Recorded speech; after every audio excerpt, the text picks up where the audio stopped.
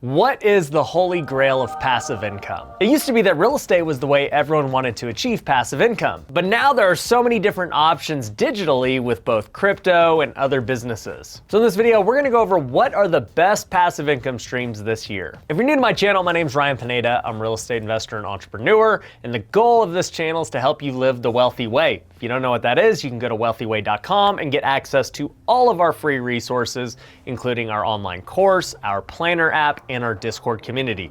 So go check it out. Now, before I go over this list, let me just start off by saying that nothing is truly passive. There's always some kind of work required in order for you to maintain that passive income. If you own real estate, somebody's got to still manage these properties, and even if it's not you, you're still managing the property manager. And one thing that I found in my life is that most things are passive for a time until they're not. Maybe the market shifts and it causes the return to plummet, or the demand for whatever it is you were doing to decrease. Or perhaps you've got real estate and all of these repairs become needed, eating up all of your passive income. Or maybe the industry that you're in that is providing this passive income becomes so different that it's no longer relevant, or the returns have just gotten significantly worse. Now, with that disclaimer being said, let's go over the list, starting with the ones that are the least amount of passive income all the way to the most amount of passive income. So the first one to hit the list is one that has been the tried and true way to create passive income over time, but it is the one that gives you the least amount of it.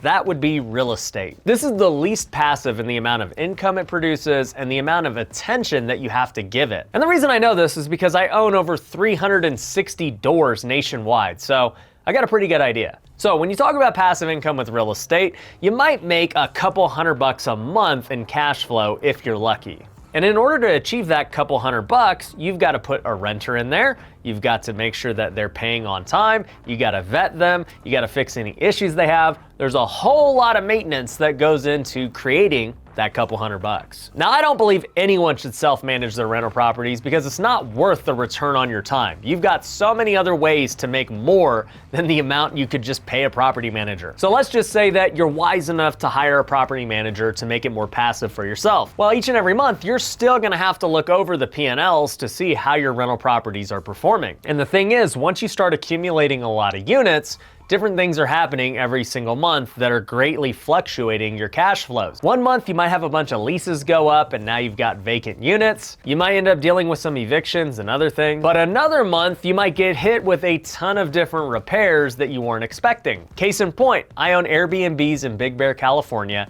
and I recently had to dish out $50,000 to repair some big items that I did not expect. I paid close to $20,000 to do a brand new deck on one of my very first properties I bought out there. After 4 years, the deck was falling apart and we couldn't repair it. We had to replace the entire thing because it was a hazard. On another property, I had to pay $20,000 to replace the entire plumbing system. We had dealt with different clogs throughout the years, but this time we could not fix them the way that we normally have. And as they did a deeper dive, they realized that all of these pipes had to be replaced and that they had been leaking for years. And those were just the big items. There were other maintenance issues that we had to address. The one thing I'll say is whenever you buy real estate in climates like that, where it snows and it's really cold, it's gonna damage things a lot quicker than warm weather places. Now you might be thinking, Ryan, you said you Airbnb those. Those gotta be much higher cash flow than the typical long-term rentals that you're only getting a couple $100 on. This is true, but whenever you do Airbnb, your properties are always gonna have more wear and tear, and you're gonna end up dealing with some of these issues that I described. And if you get enough of them in 1 year like I did this last year, it can eat up a lot of your cash flow from the year. So if I was strictly relying on that passive income to live, I would not be looking good right now. Now look, even though I'm telling you what will happen when you own rental properties, it's not like I'm saying don't own rental properties. They're fantastic. That's why I own so many. The reason that many people own rentals is beyond the passive income. It's for the tax benefits, it's for the principal pay down, it's for the appreciation. All these things make it so valuable. But the reality is the passive income for rental properties are probably not as high as you think, just due to all the things I mentioned. So if you decide you want to look for a higher stream of passive income, that would lead you to number 2 on our list, which is lending. Now, when it comes to lending, deciding on what or who you want to lend your money with is the big key. And most people would assume you need a whole bunch of money to be a lender, but that's actually not the case. Let's just say you want to lend for real estate. There are multiple ways you can get paid depending on how you lend. The two main ways people get paid are either straight interest or doing profit split. So maybe you find somebody that's willing to pay you 12% on your money. If you've got $100,000 you can lend, that means you're gonna be making $1,000 a month passively. Now this is a true $1,000 a month as long as you trust the person you are lending to. You don't have to deal with the maintenance. You don't have to deal with any kind of management. Just trust that this person is gonna pay you the money. Or on the other side, you can just do it for a profit split. So let's say you're gonna lend $100,000 for this property, and then you guys are gonna split the profit at the end. Maybe the flip makes $50,000, and now you just made 25 grand on your $100,000. It's all passive for you because the other person's the one who did all the work, and you get to make 25 grand. So lending is great when it comes to real estate investing as long as you trust the person you're lending to. Now you might be thinking, Ryan, I don't have $100,000. What do I do if I have less money? Well, there are a few different options. The first is that you can be what's called a gap lender. This is actually how I utilize most of my money when I go to flip properties. I'll go and get a hard money loan for the majority of the deal, and then I'll go get one of my lenders to fund the down payment and interest payments. So I might only need $40,000 to $50,000 from them, and I'll give them a good interest rate in return. And by doing this, it allows them to lend on a deal that they otherwise wouldn't have because they couldn't fund the whole deal. And let's just say you have less than that and you're trying to figure out how you can lend your money. I'll give you an example. One of my employees wanted to go and flip cars and he needed the money to do it. So I lent him $10,000 to get started. The business model was that he was gonna buy cars for $2,000 or $3,000, try and go flip them for $4,000 or $5,000, and we go make a couple $1,000s each car. And the deal we worked out was I would lend him the $10,000 and we'd go split profit on whatever he sold. After about a month or two of doing it, he flipped a few cars, he gave me my $10,000 back, and I got $4,000 back towards my profit share. So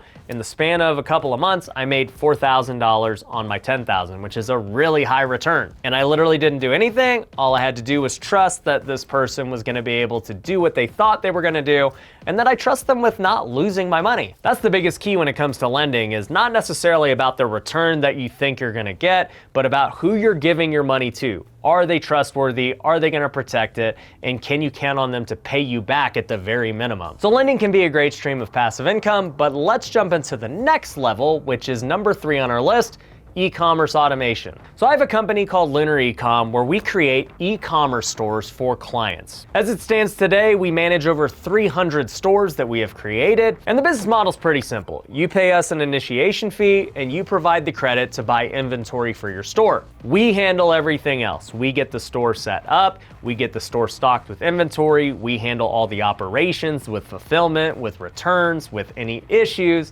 and then we split profits at the end of the month. It's a pretty simple model, but understand that with Amazon automation, it is a long-term play. You're not able to scale a store right away just due to the constraints of Amazon, but in time, as your store gains a good history of sales and reviews, Amazon starts to allow you to scale it further and further and to do more sales and in turn make more net profit. And then for their store to net $10,000 a month thereafter. Now here's the thing people have to realize with e-commerce is that it is a real business. There are operations happening every day with product fulfillment, with product research, with returns, and all of the things that allow the store to produce revenue. It's not like you just open a store and then the money grows on a tree and all of a sudden you're just making passive income. I wish it were like that, but unfortunately the Fed is the only people that can just print money and legitimately grow money off of a tree doing nothing. So we have to run these stores as businesses in order to achieve the profits that we want our clients to get. And all my businesses, we're always looking at ways to optimize them, to make them better, and to shift and adapt as the world changes. But I'll say in the end, this business is very passive. It's much more passive than real estate and property management. And at scale, it can make you a lot more money than just a couple $100 a month.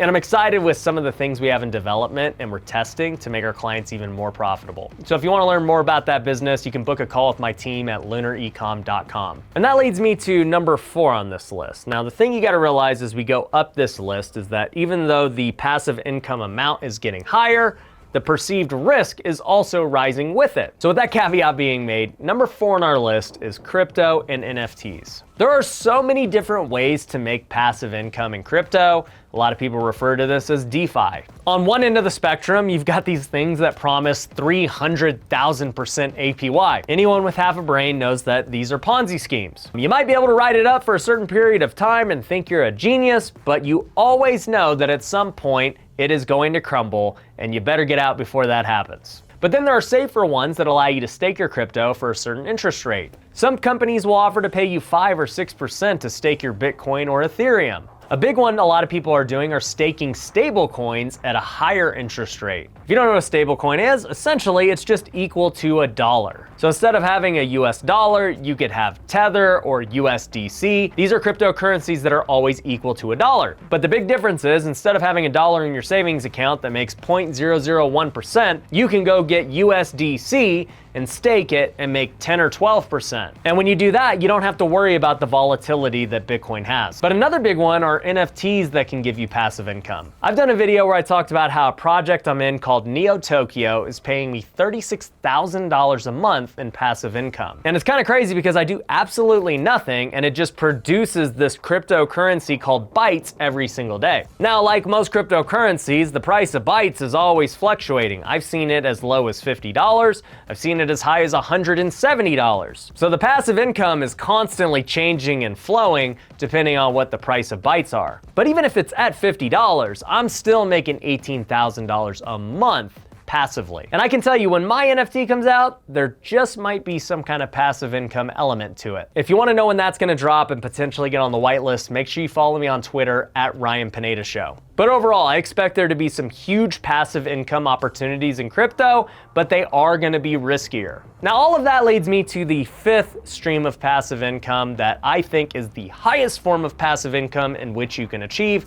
and that is through owning your own business. All the businesses I've built to this point where I don't have to put in a ton of work make me more money than any amount of crypto, more than any e-com store, more than any real estate I own. It's not even close. Now, it didn't happen overnight. I had to build the systems, I had to build the brands, I had to hire all the people that make it passive for me. And I've realized over the years that nothing will ever touch building a good business. Now look, you may not have the time or expertise to build a business, but if you've got some kind of money, if you can invest in the right person who's building a business, then it can be very passive for you. I'm fortunate that my businesses have made me millions of dollars over the years, but here's the truth when it comes to business. It is the riskiest endeavor of all. I forget the stat, but the majority of small businesses never make it past year 5. And a lot of people dump their life savings into all the expenses associated with starting the business. And then they put a whole bunch of time into working into it, only for it to not work out. So what I want you to realize is in this entire list that I just gave you, even though it goes from the least amount of passive income to the most amount of passive income potentially, each step of the way has more and more risk. Owning a business is the riskiest thing you can do. And it's so funny because so many people talk about how risky crypto is, or they talk about how opening up an e-com store is too risky for them. But the reality is, nothing is more risky than opening up business. But if you do it right, nothing can beat the reward. But as a wise man once said, you gotta risk it for the biscuit. But anyways, I hope you enjoyed this video. Make sure you're subscribed for more content like this, and I'll catch you on the next one. Peace.